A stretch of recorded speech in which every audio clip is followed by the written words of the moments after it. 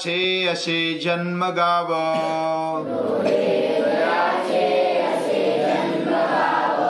दादा तयांचे लौकिक नाव,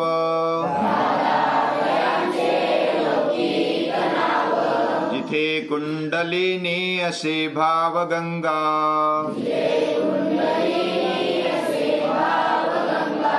नमस्कार माझा तया पांडुरंगा,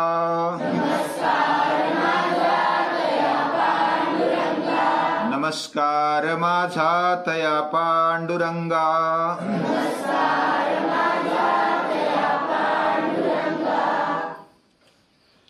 पांडुरंग नाम सुनते ही हम विट्ठल की याद आ जाती है। पांडुरंग यानी गाय चराते चराते कर्मयोग करते करते जिसके शरीर पर धूलिकण आ गए और शरीर पंडु रंग का बन गया है, तो ऐसे धूलिकण से भरे हुए शरीर किसका होता है? जो कर्मयोग करता है। वैसे पांडुरंग शास्त्री आठवले, उनको हम पूजनीय दादाजी बोलते हैं, तो उनका जीवन भी पांडुरंगी है, यानी कर्मयोग से भरा हुआ जीवन, ज्ञान से परिपूर्ण जीवन होते हुए भी उन्होंने भक्ति की भाव गंगा बहाई। पूरी दुनिया को एक अल्टरनेटिव समाज कैसा हो सकता है, राम राज्य कैसा हो सकता है, ये बताया। समाज में चल रहे अलग अलग जो धार्मिक या तो आध्यात्मिक जो भी चलते हैं, कार्यक्रम चलते हैं, उपक्रम चलते हैं, कर्मकांड चलते हैं, उसके ऊपर एकदम से प्रहार न करते हुए दादाजी ने उनका जीर्णोद्धार किया। धर्म को देखा तो दादाजी को लगा कि धर्म में कर्मकांड घुस गया है, धर्म में दंभ घुस गया, धर्म में केवल दिखावे की बातें घुस गई है, और केवल मंदिरों में भीड़ दिखाई देती है। धर्म में बहुत बाढ़ आई है ऐसा लगता है। कितने सारे धार्मिक लोग दिखाई देते हैं, मंदिरों में जाते, नमस्कार करते, गंध लगाते हैं, अलग अलग पोशाक करते हैं, बहुत ही साधु और सज्जन लगते हैं। लेकिन क्या अंदर से परिवर्तन हुआ? ऐसा पूजनीय दादाजी को लगा। जो भी भक्ति चल रही थी, भक्ति को देखा, केवल गंध, अक्षता, पुष्प और आरती करने से, प्रसाद लेने से भक्ति पूरी हो गई, ऐसा समझने वाला समाज पूजनीय दादाजी ने देखा। और उनके मन में एक व्यथा हो गई कि मेरा आदमी ऐसा कैसा बर्ताव कर रहा है। वह जिस बात को स्वीकारता है, जिस बात को अपने जीवन में पाता है, लेता है, उसके प्रति वह कृतज्ञ नहीं है, भगवान के प्रति वह कृतज्ञ नहीं है। ऐसे आदमी को कैसे खड़ा किया जाए? उसमें आलस्य भरा है, उसमें भोग, खाओ पियो मजा करो, ईट ड्रिंक एंड बी मेरी, ऐसा समाज उनको दिखाई दिया और उनके हृदय में व्यथा हो गई। उन्होंने बचपन से जो भी निरीक्षण किया, अध्ययन किया, तो उससे ये जो मनुष्य कैसा खड़ा होगा, उसका गौरव कैसा बढ़ेगा, उसको आत्मसम्मान कैसा मिलेगा। उसके पास समझो कि धन नहीं है, सत्ता नहीं है, या तो कुछ ऐसा मान पान नहीं है,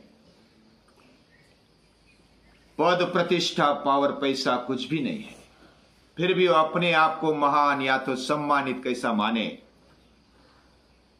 तो इसके लिए पूजनीय दादाजी ने भक्ति उठाई और उसमें एक साधारण बात दे दी, लेकिन साधारण होने पर भी बहुत बड़ी बात है। वह त्रिकाल संध्या। त्रिकाल संध्या एक अनुभव के जैसे पूजनीय दादाजी बताते थे, बताते हैं कि अणुबम जैसा है, छोटा होने पर भी उसका स्फोट हो जाए तो वो बहुत ही भयंकर उसका परिणाम होगा। लेकिन अच्छी दृष्टि से दादाजी ने बोला ये त्रिकाल संध्या है, ये घर घर लेकर जाओ। फिर वयस्क संचलन किए, अलग अलग कार्यक्रम किए, भक्ति फेरिया की, भाव फेरिया की, उसमें क्या ले जाओ? त्रिकाल संध्या लेके जाओ। त्रिकाल संध्या ने हमें समझ में आता है कि कोई ब्राह्मणों ने किया हुआ कर्मकांड करना चाहिए। हर एक चीज में कुछ ना कुछ कर्मकांड होता है, लेकिन पूजनीय दादाजी ने बताया कि हर एक के अंदर भगवान रहता है।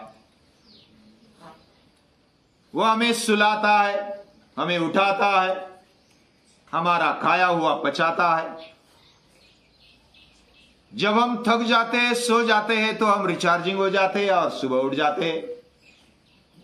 आराम करते हुए गाड़ी निद्रा में पूरे रिचार्जिंग हो गए, रिपेयर हो गए और उठ गए तो कल जो था वो सब भूल गए थे नींद में। मैं कौन था, क्या था, किधर हूं, कैसा हूं, ये सब भूल जाते हैं।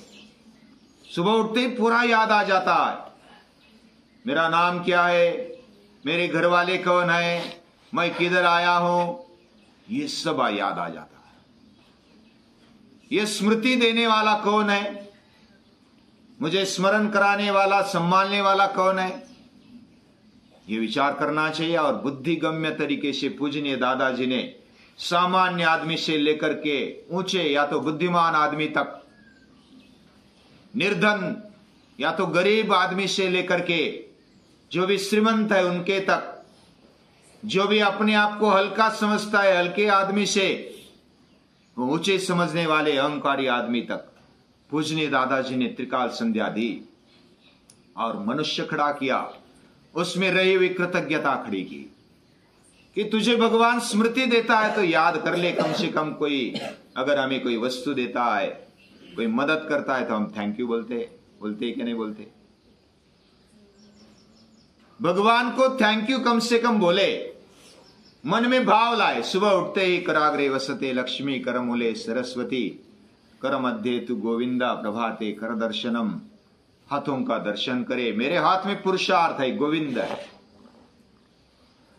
मेरे हाथ में भगवान बैठे हैं, मेरे हृदय में बैठे हैं। तो ऐसी भावना लेकर के, विचार लेकर के उठना है। तेरा हाथ जगन्नाथ है, तो ऐसी ऊंची भावना सुबह उठते ही अगर हम लाएंगे तो पुरुषार्थ क्यों नहीं होगा हमारे जीवन में। तो पूजनीय दादाजी ने ये बात बताई कि सुबह उठते ही याद करो भगवान को। हम अगर कार्य करते थक जाते हैं, भूख लगती है, प्यास लगती है, हम खाते हैं, पीते हैं, खाया हुआ कैसा पचता है हमें पता नहीं, जो भी खाते उसका लाल लोही रक्त बन जाता है। सभी का, पूरी दुनिया में जो भी आदमी है, मनुष्य है, उनका सभी का खून एक जैसा है, लाल है। तो हम एक हो गए और ये खून बनाने वाला रिश्ता निर्माण हो जाता है। हम खाते, सफेद चावल खाते तो रक्त बनता है लाल, पीली दाल खाते तो रक्त बनता है लाल। जो भी अलग अलग रंग के खाते हैं फिर भी रक्त एक ही तरह का बनता है। ये कौन सी ऐसी फैक्ट्री, अभी तक रक्त बनने की फैक्ट्री नहीं हुई। ये कौन सी ऐसी फैक्ट्री भगवान ने हमारे अंदर लगा दी और हम खाते पचता है। खाते ते पचते का पचवी तो कौन हमें पचाने की शक्ति देता है, कौन हमें स्मृति देता है, उस समय भी याद करो। वैसा तो भगवान हमारे साथ 24 घंटे रहता है। हम दिन भर थक जाते हैं और थकने पर आराम करने का सोचते हैं और नींद लग जाती। कैसे लग जाती, कौन सा बटन दबा दिया पता नहीं होता। नींद कैसी है, क्या है, हमें पता नहीं होता। हम मरते भी नहीं, जीते भी नहीं। कौन सी अवस्था में हमारा मन रहता है, कौन सी अवस्था में शरीर रहता है, पता नहीं चलता। ये बड़े बड़े विद्वान भी नींद की व्याख्या करते हैं, लेकिन अभी तक पूरी व्याख्या कोई नहीं कर पाया है। ऐसी नींद देकर शांति देने वाला कौन है? वही भगवान है। उसको याद करो, ऐसे प्रभु को याद करो जो हमारे लिए शक्ति देता है, स्मृति देता है, शांति देता है। वैसा सब कुछ देने वाला भगवान प्रभु, उसकी हमेशा याद करनी चाहिए। लेकिन हमारी कर्म व्यस्तता में हम इतने बिजी रहते कि कम से कम त्रिकाल संध्या तो करो। ऐसा पूजनीय दादाजी ने कहा और सामान्य मनुष्य को खड़ा किया, एक दैवी नाता बनाया और मनुष्य को खड़ा करने का काम किया है। वैसे भौतिक चीजों में या तो विज्ञान के युग में आजकल बहुत सारे साधन सुविधा के पीछे जग लग गया है। यानी साधन सुविधा इतनी हुई है कि हम आराम का जीवन जी सकते हैं। लेकिन आराम का जीवन, खाओ पियो मजा करो का जीवन, यही केवल जीवन नहीं है, उससे अधिक कुछ जीवन है। धर्मो हितेषाम अधिको विशेषा, धर्मे नहीं न पशु भी समाना। ऐसी त्रिकाल संध्या देने वाले, यानी कि धर्म क्या है, धर्म के बारे में अगर हमारे अंदर कुछ जागृति निर्माण की जाए तो हमारा धर्म है, हमारा कर्तव्य कर्म, और यही हमारे लिए मनुष्य का विशेषत्व है। हम मनुष्य है क्योंकि हमारे पास धर्म है।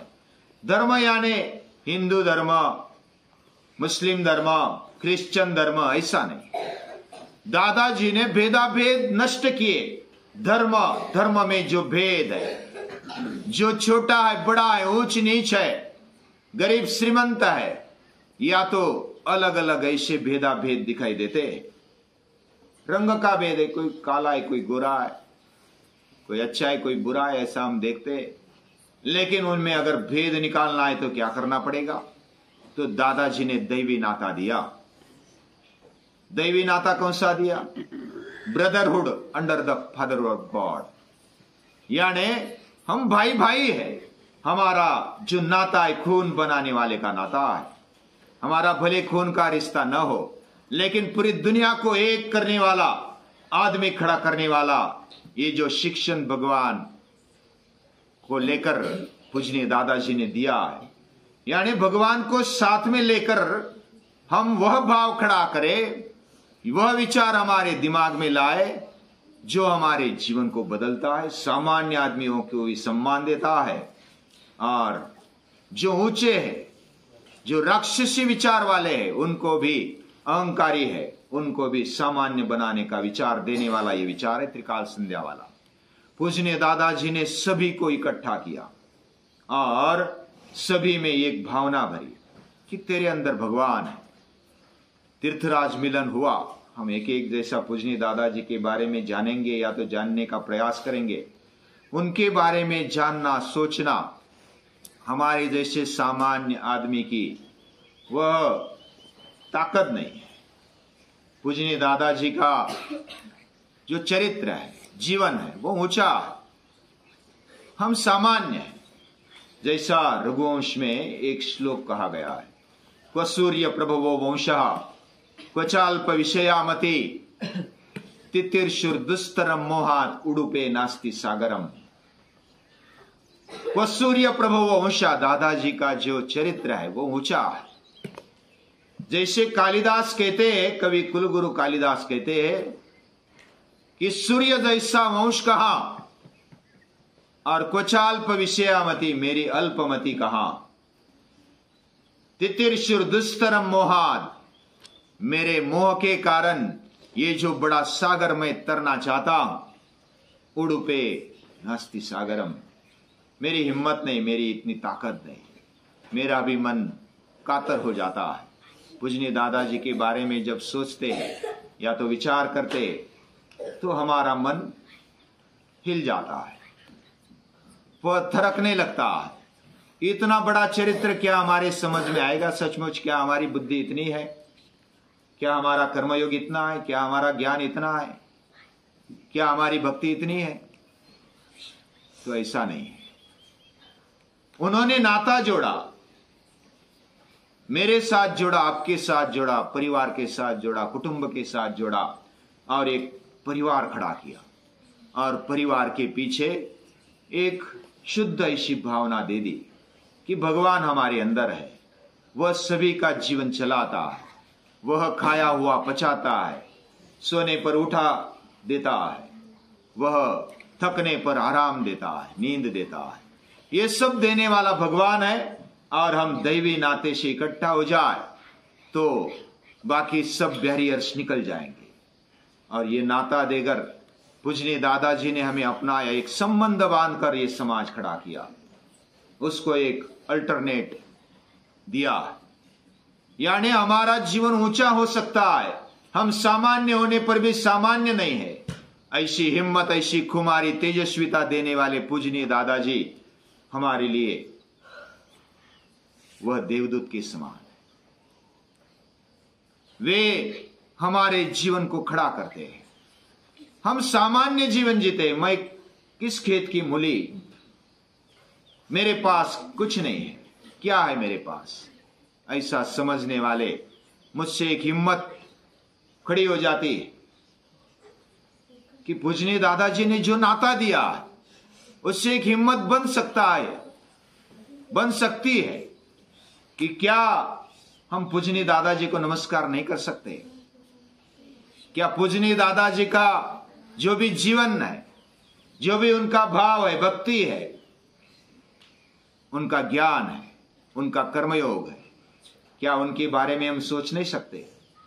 तो एक नाता जो बनाया है पूजनीय दादाजी ने, उस नाते से हम इतनी हिम्मत को जुटा सकते हैं कि पूजनीय दादाजी को कम से कम नमस्कार तो करें उनको। और हर रोज जो भी दिन है, अभी कुछ दिनों में हर रोज हम उनको नमस्कार करेंगे। हमारा नमस्कार वो हमारा स्वीकार करे।